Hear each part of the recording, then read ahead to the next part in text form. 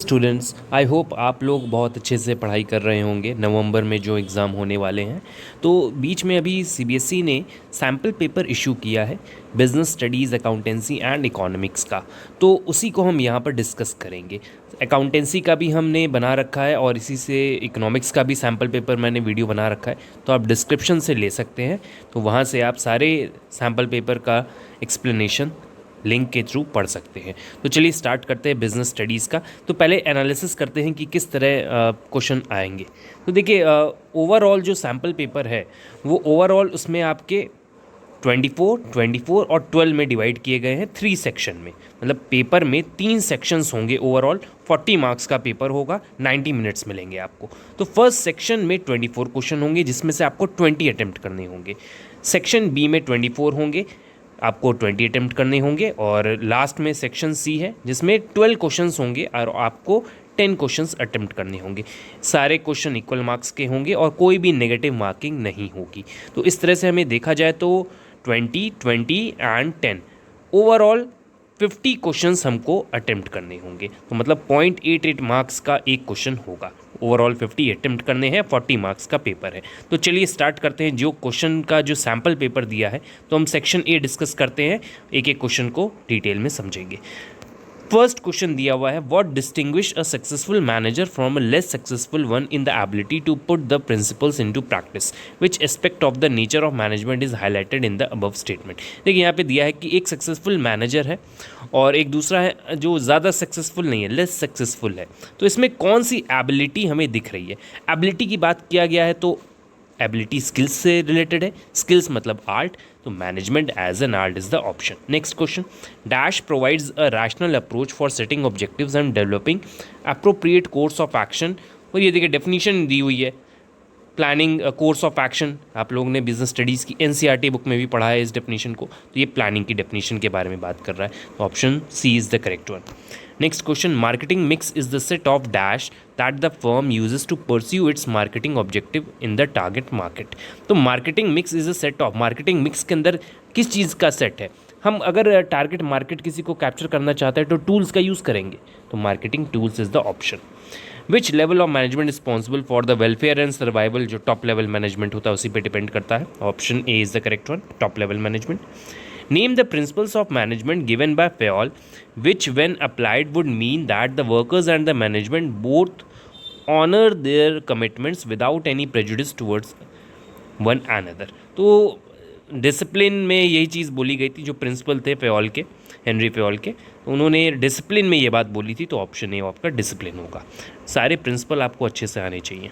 A brand और part of the brand that is given legal protection, किसी चीज़ को legal protection दे दी जाती है तो उसको ट्रेडमार्क कहते हैं। ये इंटेलेक्चुअल प्रॉपर्टी राइट्स होते हैं जिसके थ्रू हमको कोई भी चीज़ अगर हम लीगली प्रोटेक्ट करना चाहें तो अपना इन्वेंशन या कोई चीज़, कोई मार्क, उसको प्रोटेक्ट कर सकते हैं इंटेलेक्चुअल प्रॉपर्टी राइट्स के अंदर। तो ये ट्रेडमार्क का आंसर है। नेक्स्ट क्वेश्चन पे आते हैं, identify the dimension of the characteristics of management. कौन सा डायमेंशन है? तो देखते हैं।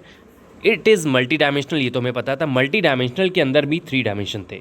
विच specify that the task of management is to make the strength of human resources effective and their weakness irrelevant towards achieving the organizational। देखिए ये human being के बारे में बात कर रहा है, तो मैनेजमेंट ऑफ वर्क था, management of people, management of operation, management of goals. तो आपका आंसर है मैनेजमेंट ऑफ पीपल, क्योंकि यहाँ पे देखिए दिया है ना strength of human resources. Human resource मतलब management of people.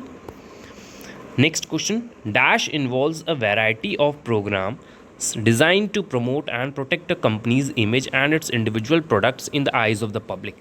Public relation से डिपेंड करता है ये कि लोगों की आइज़ में हमारे प्रोडक्ट की एक वैल्यू हो, एक इमेज क्रिएट हो। Next question, which type of organisational structure will you suggest for a firm which has diversified activities, मतलब बहुत सारी एक्टिविटीज़ हो रही हैं।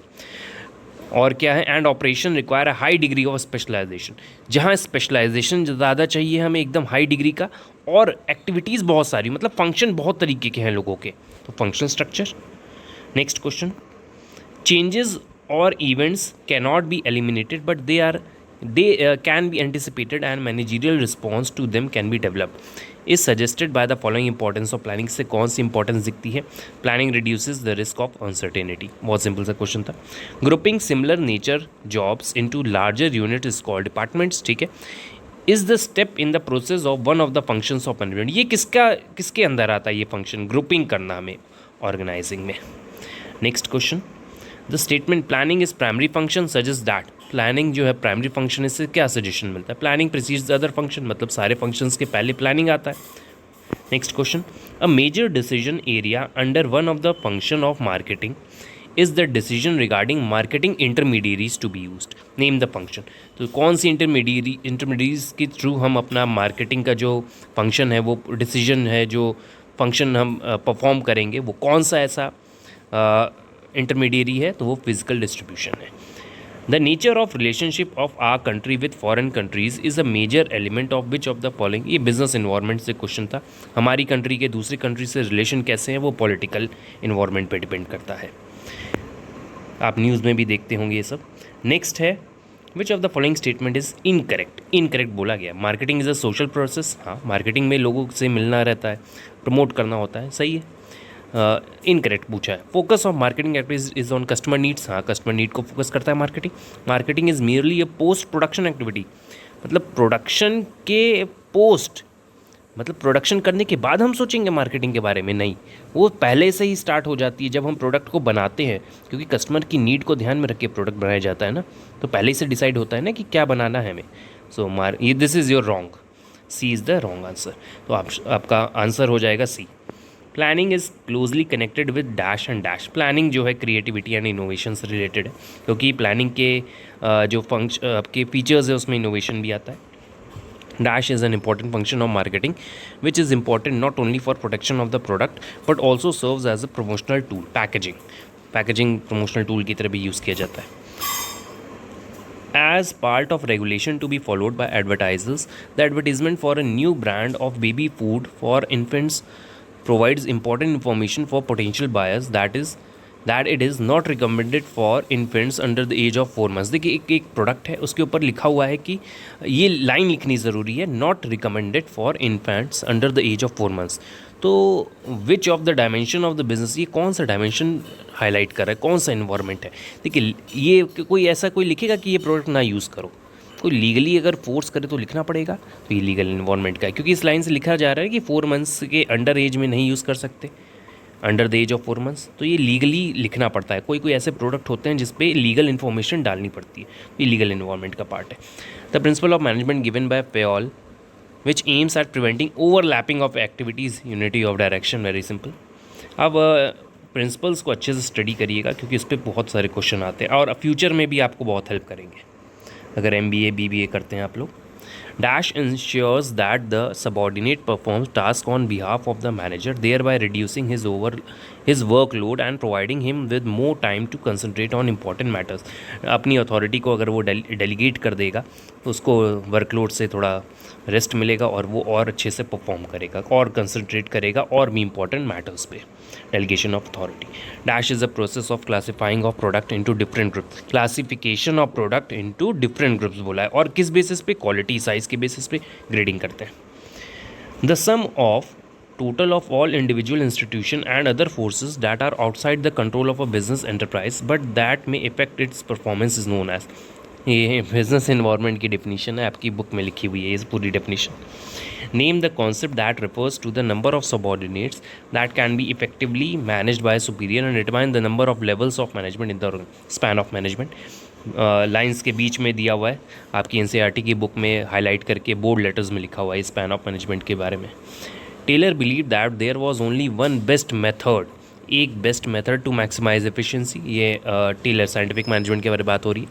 This method can be developed through study and analysis, और ये मेथड डेवलप किया जा सकता है स्टडी और एनालिसिस से। Identify the principle of scientific management. कौन सा तो ये आपका science not rule of thumb के बारे में डिस्कशन हो रहा है। प्रिंसिपल के बारे में पूछा गया था, तो science not rule of thumb है ये। तो हमने 24 सेक्शन ए के डिस्कस कर लिए, इसमें से आपको कोई 20 करने होंगे। जो OMR शीट आएगी उसमें 24 ब्लॉक्स होंगे, तो आपको जो 20 क्वेश्चन आपने किए हैं उसको फिल करने होंगे। So thank you everyone. Next video हम सेक्शन बी पे बनाएंगे और अकाउंटेंसी और बिजनेस स्टडीज़ का भी हम बनाएंगे, तो आप डिस्क्रिप्शन से उसके लिंक ले सकते हैं।